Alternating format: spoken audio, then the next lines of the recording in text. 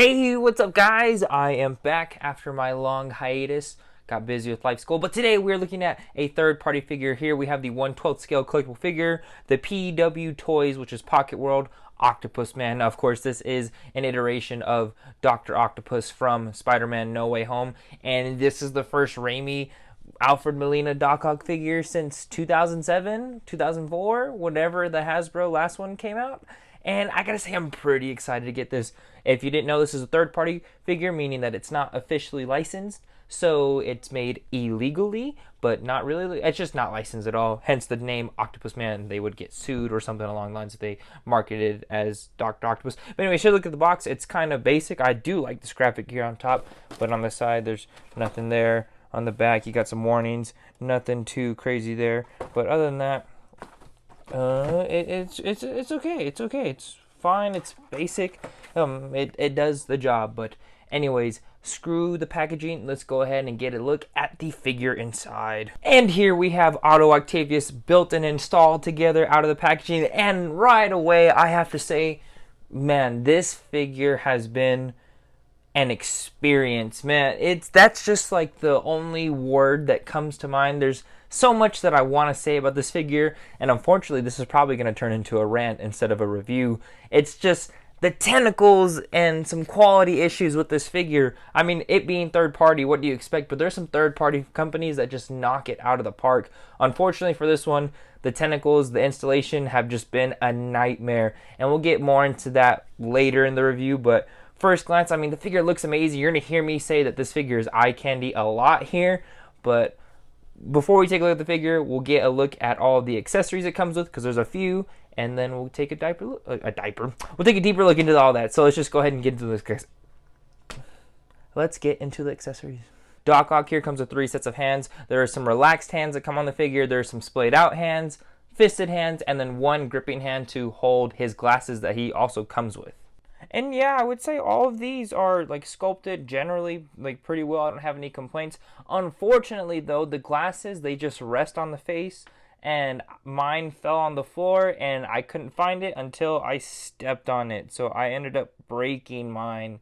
I glued one side back on. Oh, see, there they go again. I glued one side on and I still need to glue the other one. I'm sure it's fixable. I just have to be patient, but that is just really unfortunate. They're so small, so be careful if you get this figure not to lose them. Now, there was a regular version and a deluxe version of this figure. If you got the deluxe version, then you got the No Way Home nanotech tentacles, if I can get this to focus correctly, and these look great. It's unfortunate though, because I will tell you about the nightmare of installation I had with the regular tentacles, and it's so unfortunate because that has to deal with quality. But with these ones, like, these feel solid now. There is a bendy wire, of course, and I'm just going to go ahead and get into the rants of the part. So there's these screws down here on the ends that these are supposed to, come on, focus on here. Ooh, come on. Right there. That these are supposed to screw into on the back. And they're supposed to be removable because that's why they market like 2 different sets. Unfortunately, though, there's a wire in between the screw, and that screw can get loose because the bendy wire goes through all here and plugs up here at the top. Now, what will happen is this screw will get loose, so you'll insert this into the back and you'll start turning, and you'll screw and you screw and you screw, but because the screw is loose, the screw is turning, but it's not threaded in. So you have to, like, to fix this, you have to pull this back. Like this rubber piece, you have to like push down here and flex it back, and you'll see the wire, and put glue in there and then let it sit. That way the glue fuses the screw and the plastic together, and there you go. Like, it won't move and you can thread it in. That was just such a nightmare of an installation on my copy that even the glue on one of them slipped through, got into the thread, so now it's not removable. So it's unfortunate because I bought these with the intention of switching these out for pictures and stuff because it would be cool. But I can't do that anymore because the ones that I have on there now, one of them was stuck in there forever. So that's unfortunate, but it is what it is at this point. And finally, there is an included stand here. This is a bendy wire. It's really similar to like the Hot Toys clamp, except there's no way to like adjust this. But this is a really solid bendy wire here. It's metal, and then this is just plastic here, and there's an image right there. It's okay. It's not the best thing ever. I'm not a fan of the stand. However, the strength of this wire does help keep the figure posed. If you have him posed in the air, that's awesome. But other than that, I mean, it's okay. Not my favorite stand, but it's nice that it's included. Alright, so now here we have the new Doc Ock 2023 Alpha Melina. And this head sculpt looks great, dude. I mean, I was on the fence at first because in the promo images it looked like an old grandma who was upset. And even then, that expression is still kind of here, but not really. In person, it's a lot. The portrait is better. That's essentially what I'm saying. Before we get to the tentacles, I'm just going to talk about the body and the details because all this sculpted detail here on the belt and all the soft goods are done really well. Of course, if you're new to third party, they're killing it. Again, like I always think of like Inkblot, and then even then I have the PW Toys, the mask figure that came out at the end of last year, and I just think these look great. I mean, okay, go talk a little bit. The sculpt on here on the tentacles is amazing. It's all there, all the paint, all the detail you would need. Even with the end of the claws right here, if I get this to focus down like that looks amazing, personally speaking. Forgive me a little bit, I'm using this new DSLR camera. This is my first time not being on a phone for review, so if you could just be patient as we try to get through this review on this figure. But again, all the details on the jacket and the stitching down here, that's amazing. I mean, give credit where credit's due. There is a bendy wire in this pleather jacket. If I can just zoom this out back here. Like that. But there's none on the outside. I kind of wish there was one on the outside, but I mean, if you have this bent like that, I mean, I guess it'll hold it up. And then again, you have the turtleneck here. And the head, of course, I mean, it's just this right here. If we can just lay it down and get this to focus up. Come on. Come on. Oh, I don't know. I can't get it. I can't. Oh, there we go. Come on. Do something. There we go. Okay, that's not as close as I need to get. I better get a different lens in the future. But again, it's all one piece. That's how most third-party figures go. And then again, all of this stuff down here, the detail on the shoes, it's there. And now we get to the tentacles. Man, okay. The tentacles on here were a nightmare to install. It's the downfall of this figure. First off, the quality, if you didn't notice already, this clip came off because one of these broke. So now this just kind of rests on here out of packaging. It's unfortunate. I don't want to ramble on too much about it, but the quality on these part of the tentacles, the claws, is just not good, unfortunately. They break really easily. Some of them are loose. The top ones are actually pretty solid. It's the ones on the bottom that have the most problems. I don't know. But then, yes, okay, so as explained like previously, there's a screw here. There were screw holes underneath here. You have to sit here and turn and turn and turn and screw it in. And that should be it. But no, of course, the screw gets separated from the wire and the plastic here. So you're turning it and then the screw just goes and goes and it's turning, but it's not threading in. So that just, again, sounds simple, but it was such a nightmare to get in here. I had to pull the freaking material back, get some glue in there, and unfortunately, because I'm a dum-dum, I didn't let the glue dry properly, so when I screwed it in, it leaked down into the threads, and I think it's this one. Yep, this one's now just permanently glued in there. So again, it is what it is at this point. It's a waste to not be able to use these versions, but oh well. Despite all that, though, it's been an experience nonetheless trying to get this figure. But damn it, I gotta say, it looks good. This claw fell off again, but it's nice. It looks good. Moving forward and taking a look at the articulation, we'll just go over the body, and then of course we'll go over the tentacles first. So the head can go ahead and just look up about that much. Look down there. It does rotate out. It does like to pop off a lot, at least on my copy, so that can be irritating, at least for me. It just doesn't want to stay in there. I gotta get this untucked right there. That's not fun. So look around. Shoulders are actually really good despite all the cloth material that's on here. Go up about that far. Going forward, not so much without trying to bend the elbow. Going back a lot. There is a bicep swivel in there. Double jointed elbow. which is really good. That's amazing. And then there's a swivel hinge swivel on the wrist right there. There is a torso joint. There's a ball joint down right here, but it doesn't crunch. Oh, okay, there goes the head. It doesn't go forward much at all. So that's kind of unfortunate. Going back a little bit, not too much, and then there's nothing at the lower waist. Hips go out about this far if you don't have anything flexing from the material. Kick up, not too much, but how many dynamic poses are you going to put Doc Ock in? He's going to be using the tentacles. A great double jointed knee. Check this out. Getting that kicked up. Boom. That's really good. And then at the ankle, there's just a ball joint. Goes down that far. Up.